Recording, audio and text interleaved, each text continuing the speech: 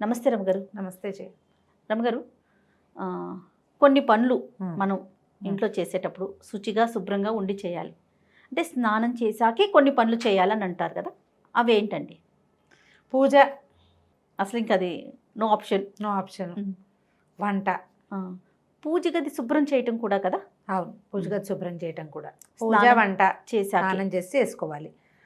తర్వాత ఏమో ఏమంటారు, ఏదైనా మందులు తయారు చేసుకుంటాం అనుకో, ఆయుర్వేదంవి మనమే చిన్న చిట్కాలు చిన్నవైన అవి కూడా స్నానం చేసి చేసుకోవాలి. Gautam neuro care, brain stroke, migraine, fits, brain and spine surgeries కి బెస్ట్ న్యూరో సర్జన్. ఎవరినైనా వెళ్ళడానికి, ఎవరినైనా చూడడానికి, కలవటానికి, వాటికి కలవడానికి వెళ్ళేటప్పుడు పసిపిల్లల్ని, పెద్దవాళ్ళని, దేవాలయాలకు వెళ్ళేటప్పుడు స్నానం నియమం, సాధారణ నియమం చేయాలి.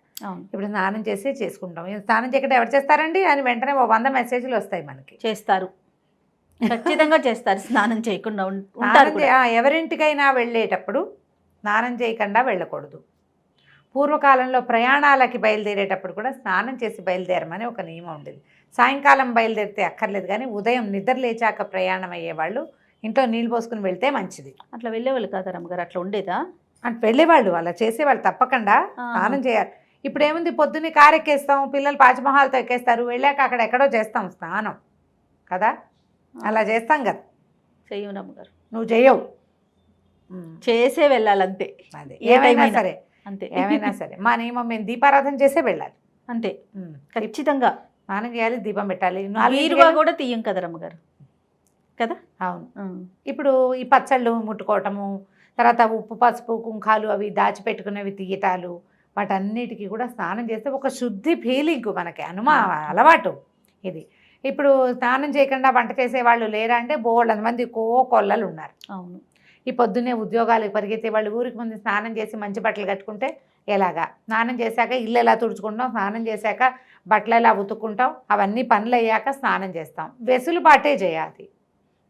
నియమం అయితే మాత్రం చేయాల్సిందే. మీరు ఒక నియమం పెట్టుకుంటే, మనం పెట్టుకుంటే, మామూలుగా మన జీవితంలో ఏదైనా నియమం పెట్టుకుంటే ఆ లైఫ్ స్టైల్ వేరేగా ఉంటుంది. స్నానం మన నియమం. పొద్దున్నే స్నానం చేసే వంటింట్లోకి ప్రవేశించే వాళ్ళు 50% ఉన్నారు ఇప్పటికీ మన దగ్గర. నేను పాలు గీలు పెట్టేసుకుంటాను, స్టవ్ మీద పెట్టేస్తాను. స్టవ్ ముట్టుకోవడానికి స్నానం చేయాలన్న నియమం నాకు లేదు. ఆ స్టవ్ వేరు. ఆ తర్వాత వంట చేసుకునేటప్పుడు మళ్ళీ ఒకసారి స్టవ్ తుడుచుకుని వంట చేసుకుంటాం. మాకు పాలకి వాటికి అంటు ఫీలింగ్ నాకు లేదు. నా ఉద్దేశం అదే. పాలకి వాటికి ఏం పర్వాలే, పాలు కాఫీలు పొద్దున ఏదైనా ఉప్మా చేసి అవి ఇవి కింద పడి పొంగల్ చేసి కింద పడితే మళ్ళీ దేవుడి కోసం ఏదైనా చేయదలుచుకున్నప్పుడు, మామూలు వంటకు కాదు, దేవుడి కోసం చేసుకోవాలంటే మళ్ళీ ఒకసారి స్టవ్ గట్టు కడుక్కుని చేసుకుంటాం. ఇవన్నీ ఏంటంటే అలవాట్లు, నియమాలు, పద్ధతులు ఇళ్లల్లో ఉన్నవి. మీరు అన్నట్లుగా నియమం అని పెట్టుకుంటే రమ్మగారు ఎప్పటికీ చేయాలి కదా. మనకు అది వీలవ్వచ్చు, వీలు కాకపోవచ్చేమో. ఎప్పుడైనా ఒకసారి వీలు కాకపోతే భగవన్ నామస్మరణ చేసుకుని వదిలిపెట్టాలి. చచ్చిపోయినా సరే అనుకోకూడదు, ప్రాణం పోయినా సరే అని అనుకోకూడదు. కానీ నియమం పెట్టుకుని పనిచేస్తే కొన్ని విధానాలు ఎప్పుడు బాగుంటాయి. లేవగానే బ్రష్ చేసుకోవటం చకచక, తర్వాత ఏ బాత్రూములు కడగదలుచుకుంటే నిద్ర లేవగానే బాత్రూమ్ కడుక్కునే ఫ్రెండ్స్ ఉన్నారు నాకు.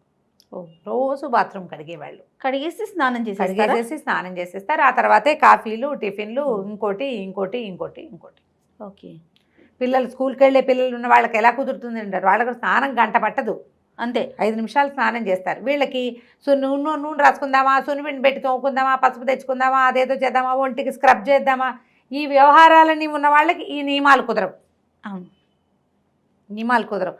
స్నానం చేయకుండా వంట చేస్తే ఏదో కొంప మునిగిపోతుంది అన్నది మాత్రం నేను చెప్పలేను కానీ స్నానం చేసి వంట చేసుకుంటే బాగుంటుంది. పని చేసుకునేటప్పుడైనా కూడా స్నానం చేస్తే ఒక ఫ్రెష్ ఫీల్ వస్తుంది. ఇప్పుడు ఇల్లు ఉడుచుకోవటము అవన్నీ పనులు ఉంటాయి. పని వాళ్ళు ఉన్నారనుకో, అవన్నీ వాళ్ళు ఎవరో పని మనిషి వచ్చి ఇల్లు ఉడుస్తుంది, వాకిలు ఉడిచి ముగ్గేస్తుంది, గిన్నెలు తోమేస్తుంది, స్టవ్ కట్టదే ఖాళీ చేస్తుంది, లేదా రాత్రి నేనే చేసేసుకున్నాను అని అనుకునే విధానం అయితే చేసేయచ్చు. అలా కాకుండా ఈ 4 పనులు చేసుకోవాల్సిన అమ్మతల్లుళ్ళు పాపం తెల్లారే స్నానం చేయండి లేకపోతే మంచిది కాదని రమారావు గారు చెప్పారంటే అలా ఎలా కుదురుతుంది? పని చేసుకోవద్దు, ఎవరు చేస్తారు? ఆవిడ వచ్చి చేస్తుందా అని నన్ను కూడా కలుపుతారు అందులో తిట్లలో. పని చేసుకుని వంట చేసేటప్పుడు కొంచెం శుభ్రంగా, అంటే ఇప్పుడు మనం వాకిలు ఊడ్చి, ఇల్లు ఊడ్చి, బాత్రూమ్ గడిగి, లేదా బాత్రూమ్ కడకపోయినా బట్టలు జాడిచ్చి అదే బట్టలతోటి వంట చేస్తే శుభ్రత ఉండదు కదా. అవును, అవునా? ఖచ్చితంగా. ఈ పాయింట్ని మనసులో పెట్టుకోండి. వంటకి శుచి శుభ్రత 2 అవసరం. కూరగాయలు కడుక్కోవాలి, శుభ్రంగా కడుక్కోవాలి. చేయాలా? మరి అది వంట దగ్గర నుంచుంటాం, గట్టు గట్టు మన బట్టలు నిన్న రాత్రి మన సాయంకాలం వేసుకున్నవి అలాగే పడుకుని లేస్తాం. కొంచెం చిన్నపిల్లలు ఉన్న వాళ్ళైతే మధ్యలో పిల్లలు పిసులు పోసే వ్యవహారాలు కూడా ఉంటుంటాయి. బాత్రూంలోకి వెళ్తాం, పిల్లల బాత్రూంలోకి వెళ్తాం, మన కోసం బాత్రూంలోకి వెళ్తాం. కొంచెం చిన్న వయసు వాళ్ళైతే రాత్రి భర్తలతోటి ఉంటారు. ఇది తప్పని సరి వ్యవహారాలు కదా ఇవన్నీ. జీవితంలో రకరకాలు ఉంటాయి, వాటి అన్నీ ఉండాల్సింది. ఈ తెల్లారు లేచాక మీ పై పనులన్నీ చేసుకుని వీటి అన్ని చోట్ల నుంచి మీ మీద పడినటువంటి రకరకాల సూక్ష్మక్రిములతోటి మీరు వంట చేయొచ్చా? ఇది మన క్వశ్చన్. చేస్తే ఆ వంట శుచిగా శుభ్రంగా ఉంటుందా? ఇది మీకే క్వశ్చన్. అంతే. చేయొద్దు అని నేను చెప్పట్లేదమ్మా, ఆలోచించుకుని చేయండి అని మాత్రం చెప్తా. మనం ఏం పని చేసాం దాని ఎఫెక్ట్ మనం వండే వంట మీద ఉంటుంది. కాబట్టి స్నానం చేసి వంట చేసుకుంటే బాగుంటుంది. ఓకే. హెల్త్కి ఇంకొంచెం ప్లస్ పాయింట్, మనం ఒక్క పాయింట్ వేసిన వాళ్ళం అవుతాం. చేతులు శుభ్రంగా ఉంటే మనం ముంజేతుల మీద ఏ మురికి ఉంటే కడుక్కుంటాం కదండి అంటారు. అయినా కొంత క్యారీ చేస్తాం. స్నానం చేసేసరికి ఏమవుతుంది, వేడి నీళ్ళు సన్నీళ్ళు సబ్బో సున్నిపిండో వేసి తోముకుంటాం. మనకు కూడా ఒక ఫ్రెష్ ఫీల్ ఉంటుంది. చేసే వంట శుద్ధంగా ఉంటుంది. వండిన దానికి ఆ దేవుడి దగ్గర పెట్టడానికైనా బాగుంటుంది. స్నానం చేయకుండా వంట చేశాను, ఆ పదార్థం దేవుడికి ఎలా పెట్టను అని అనిపించవచ్చు. మేమందరం స్నానం చేస్తాము, స్నానం చేసే వంట చేస్తామంటే ఒక 250 అయినా వస్తాయి. మిగిలిన వాళ్ళల్లో కొంతమంది చేస్తే బాగుంటుంది ఇప్పుడు చెప్పింది కదా అని ఇంకో 250 మంది ఫాలో అవుతారు. గాడిద గుడ్డు అని రాసేవాళ్ళు కూడా ఉంటారు. ఇవన్నీ కూడా ఏంటంటే మనకి పాతకాలం నుంచి పెద్దవాళ్ళు చెప్పేవి మనకి ఎప్పుడు ప్లస్సేనమ్మా. కుదిరితే వేసుకో, కుదిరినప్పుడు వేసుకో, కుదుర్చుకో, ట్రై చేయండి. ఇప్పుడు నిన్నటి దాకా మనం చాలా తీవ్రమైన పరిస్థితుల్లో ఉన్నాం. ఇవాళ కొంచెం రిలాక్స్ అయ్యాం. అంతగా ఇంటికి వెళ్ళంగానే స్నానాలు చేసేయటం, ఆ బట్టలు తడిపేసుకోవడం, పట్టుచీరలైనా తడిపేసేసేయటం, కూరగాయలనైనా సర్ఫతో కడిగేసేయటం మానేసాం. డెట్టాలు వేసి కూరలు కడిగేసుకోవటము మానేసాం. కానీ జాగ్రత్తగా ఉండటం మాత్రం. కరోనా టైంలో రమ్మగారు ఈయన పంచదార ప్యాకెట్లు కూడా నీళ్ళల్లో వేశారు రమ్మగారు. శభాష్ కదా. ఉన్నారు కూరలు డెట్టాలు వేసి కూరలు కడుక్కున్న వాళ్ళు, సర్ఫ్ వేసి కూరలు కడుక్కున్న వాళ్ళు. భయానికి జాగ్రత్త కదా. ఆ జాగ్రత్తని కొన్ని విషయాల్లో ఉంచుకోండి. రైట్. ఇప్పటికీ మనం బయట నుంచి వెళ్ళగానే కాళ్ళు చేతులు కడిగేసుకుంటున్నాం, శానిటైజర్ అక్కడక్కడ వాడుకుంటున్నాము. కొన్ని చోట్లైనా మరీ గుంపుగా ఉన్నారంటే గబుక్కుని మాస్క్ వేసుకుంటున్నాము కదా. అట్లాగే ఈ శుభ్రంగా స్నానం చేశాక వంట చేసుకోండి.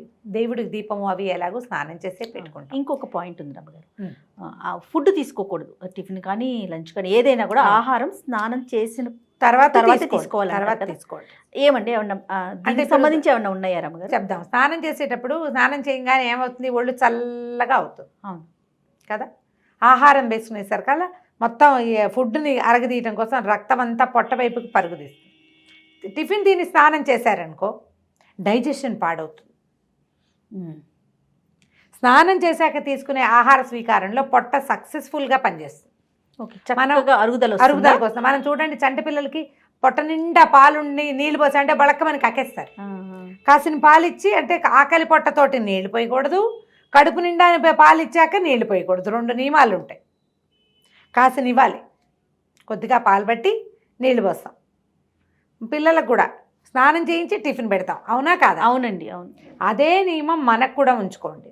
ఇంకా కొంచెం పెద్ద ఏజ్ మెనోపాజ్లు అవి వస్తాయి ఆడవాళ్ళకి, డైజెషన్ ప్రాబ్లమ్స్ చాలా వస్తాయి. వీళ్ళు స్నానం చేశాకే టిఫిన్ తినటం మంచిది. టిఫిన్ తిని వెంటనే నీళ్ళకి వెళ్ళపోకండి, అది మంచిది కాదు.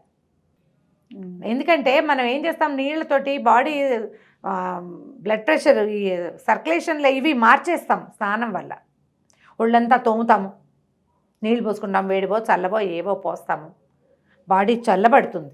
అవును. మనకు కావాల్సింది ఏంటి, పొట్టలో హీట్ ఉండాలి. ఆ వేడే కదా మీకు ఆ అన్నాన్ని కరిగించేది ఫుడ్ని. ఇప్పుడు అన్నం కాదండి, టిఫిన్ ఏంటి 4 ఇడ్లీలైనా తింటాంగా. తెల్లవారి పైగా అది బ్రేక్ఫాస్ట్, రాత్రి తిన్న తర్వాత మళ్ళీ ఇప్పుడే తింటున్నాం. రక్తం పరుగులు పెడుతుంది పొట్టకి, శక్తి అంతా ఇంట్లో ఉన్న వేడంతా అక్కడ పనిచేయటం మొదలు పెడుతుంది. నీళ్ళు పోసి చల్లార్చేస్తే చెప్పండి, మంట పెట్టి నీళ్ళు పోసాము ఏమవుతుంది? పొగొస్తుంది.